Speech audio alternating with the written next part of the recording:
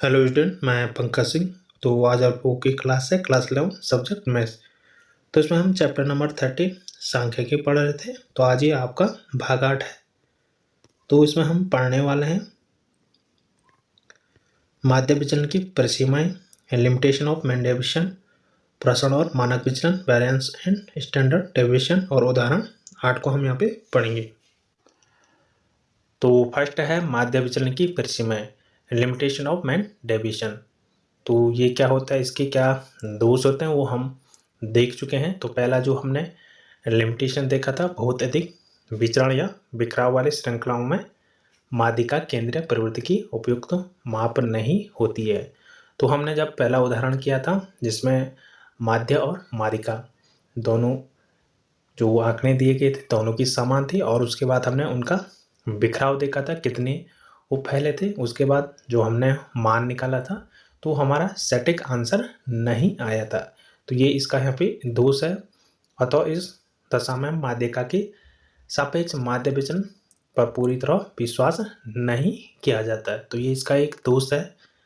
दूसरा जो दोष है, माध्य से विचलनों का योग। तो ऋण जो चिन्ह है उसको छोड़कर माध्यिका से विचलनों के योग से अधिक होता है। ये भी एक दोष है। इसलिए यहाँ पे जो माध्य के सापेक्ष माध्य विचलन है वो अधिक वैज्ञानिक नहीं है। तो इससे भी यहाँ पे जो आंसर है वो यहाँ पे सटीक नहीं आता है। ये भी एक दोष है। नेक्स्ट जो दोष है, माध्य विचलन को विचलन के निरपेक्ष मान पर ज्ञात किया जाता है, इसलिए वह बीजगणितीय गणनाओं की योग्य नहीं है। तो जो हमने विचलन निकाले थे उनका हमने मॉड करके मान रखे थे। तो ये आपका जो बीजगणितीय गणनाओं के योग्य नहीं है। तो इसमें हमने क्या किया था, मॉड लेके जो वैल्यू हमारे पास माइनस आ रही थी उनको भी हमने पॉजिटिव लिया था। तो ये आपकी बीजगणितीय गणनाओं के योग्य नहीं है, इसलिए ये भी एक दोष है। अब इसका जो उत्तर है, हमें जो परिकलन की अन्य माप की आवश्यकता है। तो इसके लिए हम जो दूसरी माप है उसको हम देखेंगे, जो इससे आंसर आपका जो सटीक निकलेगा उसको हम आगे देखेंगे। तो प्रसरण वेरिएंस, तो इससे हम जो हमारे पास डेटा होगा तो उसका हम सही आंसर निकाल सकते हैं, सटीक आंसर निकाल सकते हैं। तो बेसिकली जो प्रसरण होता है वो आपका क्या होता है, किसी डेटा का कितना विस्तार है या कितना वो फैला हुआ है, तो उसकी जो जानकारी मिलेगी वो हमें सटीक मिलेगी। तो इस तरीके से आपके पास कोई डेटा है x1 x2 x3 xn, तो ये आपका डेटा है। अगर आप लोग इसका माध्य निकालेंगे तो वो हो जाएगा x बार। अब आपको यहाँ पे क्या निकालना है, विचलन निकालने हैं। तो विचलन निकालने के लिए हम पहले क्या कर रहे थे, मॉड x माइनस x बार, और इसमें हमारा जो विचलन निकल रहा था पॉजिटिव और नेगेटिव, प्लस वाले भी निकल रहे थे और माइनस वाला भी। तो हम सारे को क्या कर रहे थे, पॉजिटिव ही ले रहे थे, सारे विचलन को हम पॉजिटिव ले रहे थे। अब जो यहाँ पे माइनस आ रहा था इसी को हम दूर करेंगे, और जो हम अब विचलन निकालेंगे तो सारे का हम स्क्वायर करेंगे। तो इस तरीके से हम अगर विचलन निकालेंगे x minus x bar whole square, तो जब हम यहाँ से स्क्वायर करेंगे तो जितने भी हमारा विचलन आएंगे वो सारे क्या आएंगे, पॉजिटिव में आएंगे। तो हमारा जो माइनस चिन्ह वाली जो कठिनाई है वो यहाँ से दूर हो जाएगी। अब हमें क्या करना है, जो विचलन निकालेंगे तो यहाँ पे आपको क्या करना है, स्क्वायर करना है। तो प्रत्येक परीक्षण का अगर आप लोग विचलन निकालें यहाँ पे x माइनस एक्स बार तो होल स्क्वायर, ये पहला विचलन आपका आ जाएगा। फिर अगर दूसरा आप लोग विचलन निकालेंगे तो x2 minus x bar whole square. इस तरीके से आप लोग प्रत्येक विचलन को निकालेंगे और स्क्वायर करके निकालेंगे। उसके बाद आपको क्या करना है, सारे विचलनों को ऐड करना है, तो समीशन आपको उनका करना है। तो इस तरीके से आप लोग करेंगे। तो अगर हम जो विचलन हैं जो हमने निकाले हैं इन सभी का हम समीशन करते हैं और ये छोटा निकलता है, तो ये इंगित करता है कि जो परीक्षण x1 x2 xn है तो ये माध्य के निकट है, और जो परीक्षण है तो इनका माध्य के सापेक्ष कम विचरण है, यानी कम वो फैले हुए हैं। तो माध्य के सापेक्ष जो हमारे डेटा है वो कम फैले हुए हैं अगर ये छोटा निकलता है जो हमारा विचलनों का जो समीशन है। अगर इसके विपरीत जो ये समीशन है विचलनों का अगर ये बड़ा होता है तो इसका जो अर्थ होगा, जो हमारे डेटा होंगे, जो आंकड़े होंगे परीक्षण, वो माध्य के सापेक्ष अधिक वो फैले हुए होंगे। तो माध्य के सापेक्ष उनका विचलन अधिक होगा, तो अधिक फैले हुए होंगे। तो अब हम कह सकते हैं कि जो हमने विचलन का योग किया है तो summation x minus x bar का होल स्क्वायर, तो ये सभी परीक्षणों का माध्य के सापेक्ष परिक्षण या विचलन की माप का संतोषजनक प्रतीक होगा। अब एक उदाहरण के थ्रू हम इसको समझ लेते हैं। तो यहाँ पे एक सेट ए है, तो इसके ये परीक्षण है।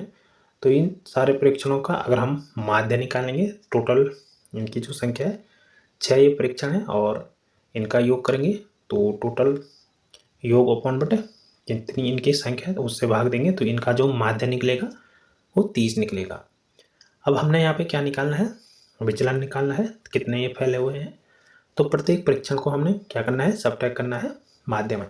तो summation x minus x bar का होल स्क्वायर, तो यहाँ पे फर्स्ट जो माध्य है 30 है, और फर्स्ट जो परीक्षण है वो 5 है। तो 5 माइनस 30 करेंगे तो यहाँ पे निकल के आएगा आपका 25।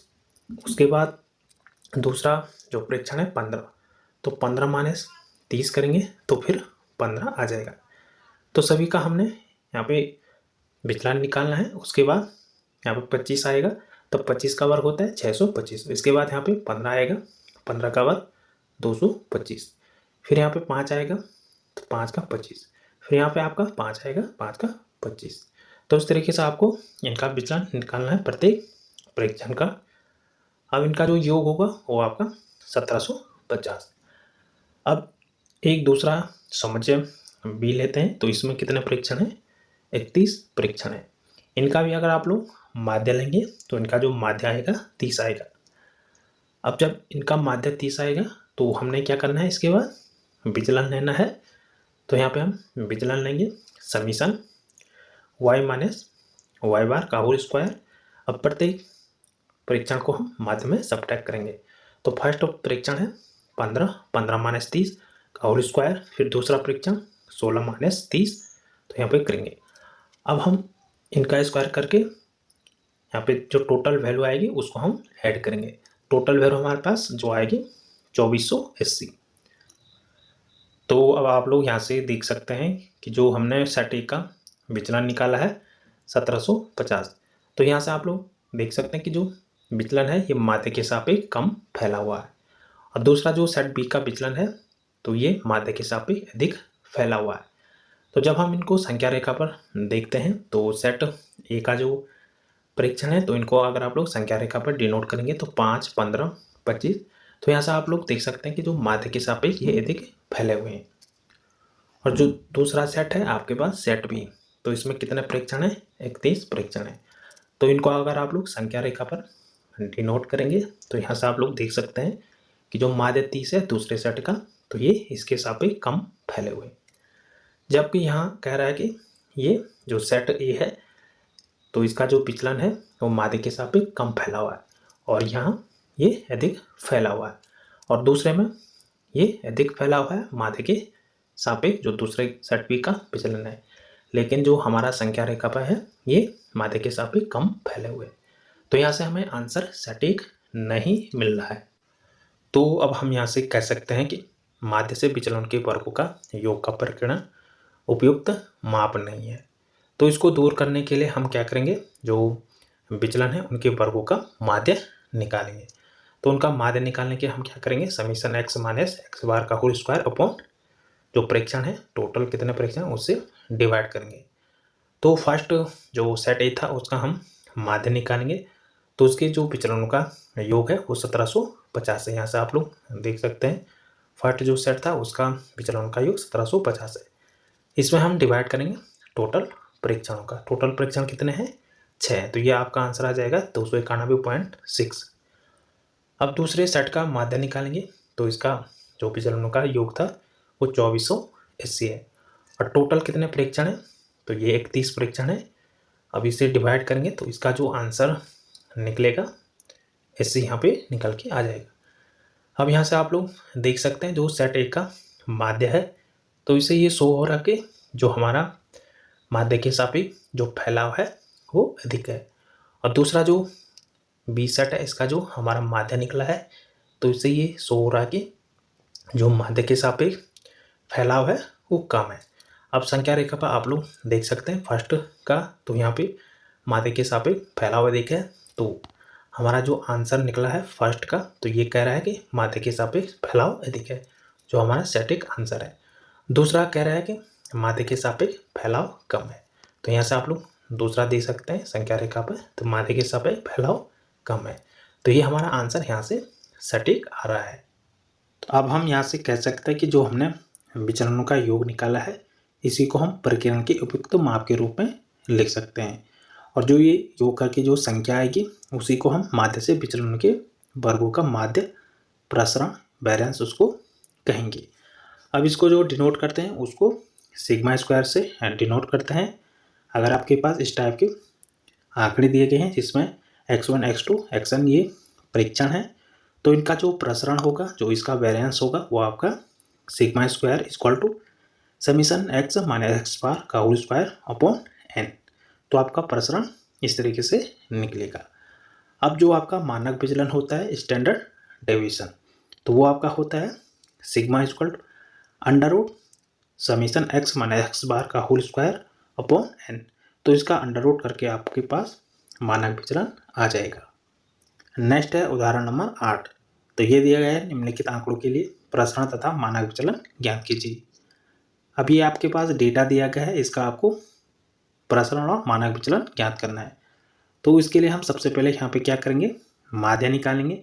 तो माध्य आप लोग इन सभी को जोड़ के और टोटल कितने नंबर है उसे डिवाइड करके भी निकाल सकते हैं। अब यहाँ पे हमने जो माध्य निकाला है, कल्पित माध्य मान के इसको हमने यहाँ पे माध्य निकाला है। तो कल्पित माध्य हमने इस डेटा में जो बीच का है 14 को हमने कल्पित माध्य माना है। उसके बाद हमने डी कैलकुलेट किया है। तो डी आपका क्या होता है, डी इक्वल होता है एक्स माइनस यहाँ पे ए आ जाएगा और अपॉन में एच। ये आपका क्या होता है, डी होता है। ए हमने कल्पित माध्य माना जो हमारा 14 है, और एच आपका क्या हो जाएगा, इन डेटा का अंतर। तो यहाँ पे कितना अंतर है, 2 का अंतर है। हर किसी में आप तो देख सकते हैं। तो ये आपका एच हो जाएगा।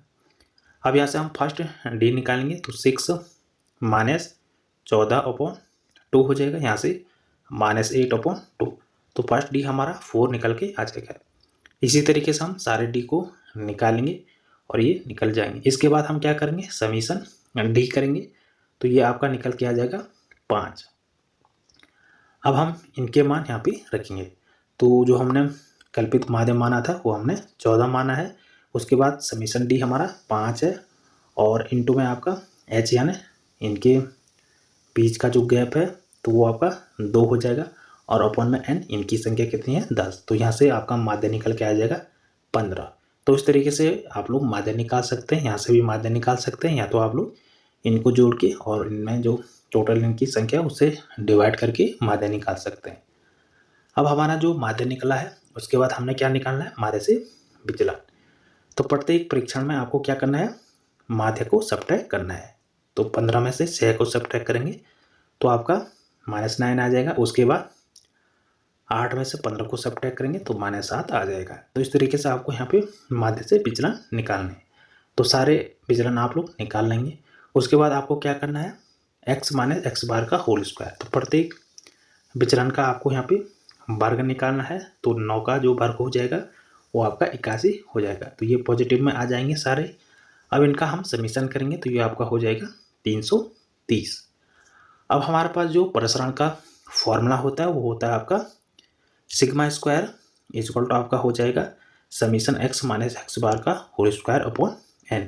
तो ये कितना है, 300 यहाँ पे रख लेंगे। उसके बाद n कितना है, 10 है। टोटल की संख्या 10 है, और ये आपका कैलकुलेट करके आ जाएगा 33।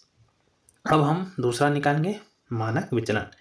तो मानक विचलन क्या होता है, सिग्मा इक्वल टू आपका क्या होता है, अंडर रूट हो जाएगा, और समीशन आपका लग जाएगा x माइनस एक्स बार का होल स्क्वायर अपॉन n। ये आपका हो जाएगा।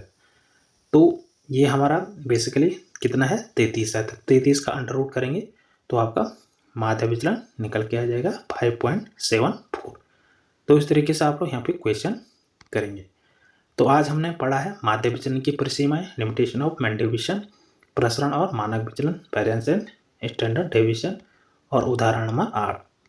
आगे हम पढ़ने वाले हैं एक सतत बारंबारता पैटर्न का मानक विचलन और उदाहरण